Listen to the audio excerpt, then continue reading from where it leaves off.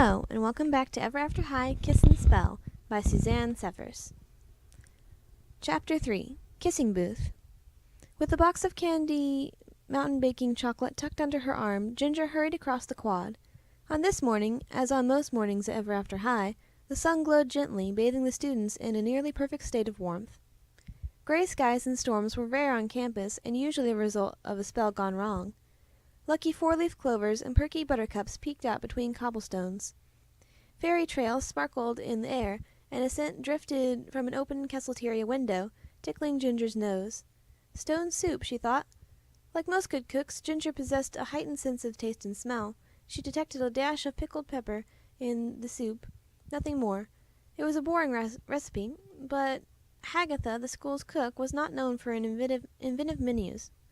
If Ginger had been tasked with making the stone soup, she would have added a hint of possibility, a delightful flavor enhancer. As she imagined what kind of dessert she might serve after the soup, Ginger stopped in her tracks. Was she seeing what she thought she was seeing? She slid her pink glasses up on the bridge of her nose and blinked hard. Hopper Croakington II, son of the Frog Prince, stood directly across the quad, and around his neck hung a sign that read, "Kiss Me."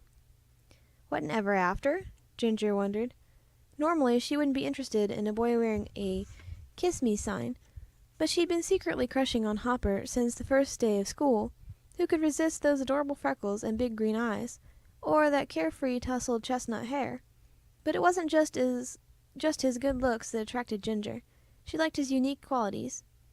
First, he possessed his own sense of style, preferring embroidered jackets, tailored vests, khaki shorts, and loafers.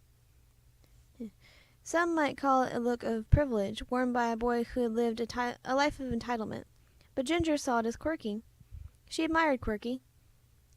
And second, though Hopper tended to hang out with boys like Sparrow Hood, son of Robin Hood, and Daring Charming, he also had a few friends on the more geeky side of the fence, like the tech club guys. It was part of Hopper's dual nature, like a cookie that's ornately frosted on one side and wholesomely plain on the other. But what was he doing now? Hopper stood inside a booth, leaning on a counter. A big jar sat next to him. Above his head, a banner read, "Tech Club Kissing Booth.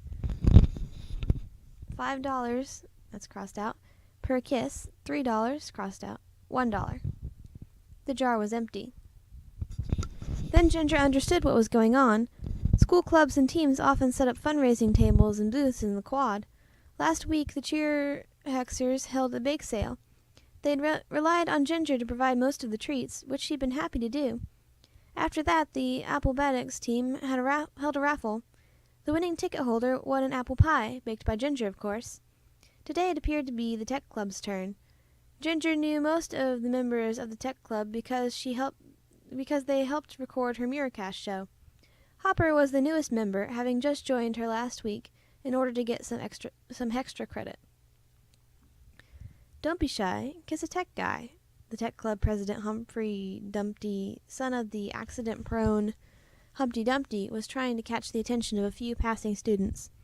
He stood outside the booth, his glasses bobbing as he rapped, "Only $1. Try your luck." No one seemed to be paying attention. He put his hands on his hips and frowned. "Come on, people, we need money to update our equipment." Ginger stared at the booth. She could barely contain her smile. This was the most spectacular thing that had happened since she had gotten that special delivery of singing sprinkles last month. She could never work up the courage to tell Hopper how she felt, but there he stood with a big invitation hanging from his neck. Was this her chance to sneak a little kiss without having to admit her true feelings? "Hey, Hopper," a voice called. Just as Hopper looked up, Ginger darted behind a tree. Had he seen her? Her heart began to pound. She didn't want to be caught staring. On the other hand, wasn't it worse to be caught hiding? Why did she get so brainwashed around him? She could cook a 17-course meal without flinching, but one look from Hopper and her brain got as soft as plum pudding. Cautiously, she peered out from behind the tree's trunk. Sparrow Hood strolled up to the booth, his guitar slung over his shoulder. "Are you working, dude?" "Yeah," Hopper told him. "I'm helping Humphrey raise money." "Money?" Sparrow sang the word. The students on his... The studs on his leather jacket glinted in the sunlight. "I love money, but why work for it? Just ask your family for some dough, bro." Humphrey stopped rapping. "We don't need our parents," he explained to Sparrow. "We're going to earn the money on our own." "Earn the money?" Sparrow struck a chord on his guitar. "What a concept," he sang. A nearby bird squawked in protest. "How much have you made?" "Nothing," Humphrey said with a big sigh. "I'm beginning to suspect that no one wants to kiss us." "Speak for yourself," Hopper said, his voice full of bravado. "Obviously, the only reason girls aren't stopping to kiss me is because they're all too busy." He smoothed one of his embroidered sleeves, then the other. "I mean, look around. No one's out here." At that very moment, some of the girls from the cheer hexing squad passed by. "Hello, ladies," Hopper said, puckering his lips. "No need to wince. Why not kiss a prince?" None of the girls stopped. Sparrow strummed a few chords, then sang, "Awkward." Poor Hopper. No one seemed interested in kissing him, and Sparrow was being a big tease. Ginger reached into her jacket's inner pocket and pulled out a $5 bill. At the current rate, that would buy 5 kisses. She frowned. Who was she kidding? She didn't have the courage to buy even a single kiss. But maybe if she hurried past, she could sneak her money into the jar. Then Hopper wouldn't feel totally rejected. She peered around the trunk. Sparrow scratched his chin. "Well, I wish you dudes the best of luck, but I've got band practice with the Merry Men. Catch you later." After a long guitar riff, he strolled away. "I'm going too," Hopper told Humphrey. "Don't go yet," Humphrey pleaded. He adjusted his bow tie. "Just a few more minutes. I'm sure some girls will stop. Look, here comes Briar." "Briar?" Hopper's voice cracked when he heard her name. Briar Beauty, daughter of Sleeping Beauty, was one of the most popular princesses at Ever After High, and everyone knew that Hopper was madly crushing on her. Humphrey and Hopper stared open-mouthed as Briar and her friend Apple White approached. Apple was the daughter of Snow White. Both girls were princesses with happily ever after destinies. They were close friends and had become even closer because of the recent uprising of the rebels, Ever After High students who didn't want to embrace their pre-written destinies. Ginger never called herself a rebel, but she certainly wanted to choose her own path. Humphrey started rapping again, bouncing around in an odd, wobbly way on his skinny legs. Ginger thought he should be more careful, given that his destiny was to fall and break into pieces. Why not try your luck and pucker up? Hopper leaned on the booth's counter and wagged his eyebrows. "What's up, ladies?" He was trying to act smooth, but whenever he got around Briar, Hopper was about as smooth as an ogre meal cookie. "People will call me Hopper, but you can call me Tonight." He made a smooching sound and pointed to his cheek. Briar and Apple stopped walking. Briar pushed her crown glasses onto her forehead. "Let me get this straight. You want us to pay you?" She smiled. "For a kiss?" Apple giggled. "Have you guys flipped your crowns?" "I'd like to flip your crown," Hopper said, staring at Briar. Briar put her hands on her hips. "What does that mean exactly?" Hopper paused. And then something terrible happened. Ginger saw it coming a mile away.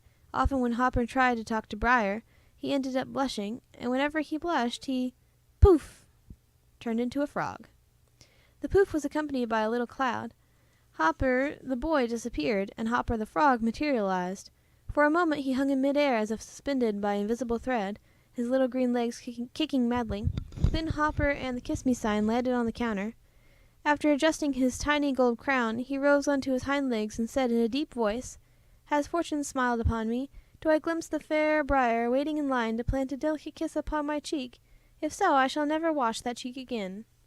This was yet another example of Hopper's dual nature. In frog form he was poetic and smooth, but in human form he came across as awkward and swarmy. He tried so hard, but managed to say the wrong thing time and time again. His pickup lines were the worst. "Very funny, but no thanks." Briar slid her crown glasses back onto her nose, then yawned super wide. It was in her DNA to fall asleep any time, anywhere, so she tended to yawn a lot. Apple, who tried to be nice to everyone, took some money from her book bag. "I'm happy to donate to the cause," she said, stuffing the bills into the jar, "but I'm saving all my kisses for my future Prince Charming." Then she and Briar walked away. As they passed by the tree, Ginger overheard Briar whisper, "Hopper always says the weirdest stuff." Then she yawned again. "He's just trying to impress you," Apple said sweetly. Then they disappeared around a hedge that had been trimmed into the letters EAH. Hopper the Frog crossed his little green arms. It would appear that my attempts to entice the gentler Ginger hath been in vain. Then poof, the spell wore off, and he was back in boy form. The transformation never seemed to last very long. His curse to be a frog forever until a princess kissed him was not supposed to happen until he was an adult. Ginger leaned away from the tree so she could get a better look at Hopper's face. His downcast eyes and slumped shoulders told her that her suspicions were true. While he tried to play it cool on the inside he was as vulnerable to rejection as anyone else. "Every time I try to talk to Briar, I turn into a frog," Hopper complained. "It drives me crazy. Girls don't like frogs. They think they're slimy." "I don't mind frogs," Ginger wanted to say. Humphrey patted Hopper's shoulder. "Let's keep trying. I'm sure that—" "Why bother?" Hopper suddenly straightened up and cleared his throat. "It's their loss," he said, puffing out his chest. "They don't know what they're missing." Then after adjusting his gold crown, he sauntered away. Even though he'd used the word they, Ginger knew he was talking about one girl, Briar. "Don't feel bad," Humphrey said, hurrying after him. "They don't want to kiss me either." Poor Hopper, Ginger thought. She knew how deeply rejection stung, but she also knew that not everything was as it appeared. A pickled lemon pie might be unbearably sour, but after a few bites it yields other complex flavors. She glanced at her mirror phone. Uh-oh, it was getting late and she still needed to set up before her mirrorcast show.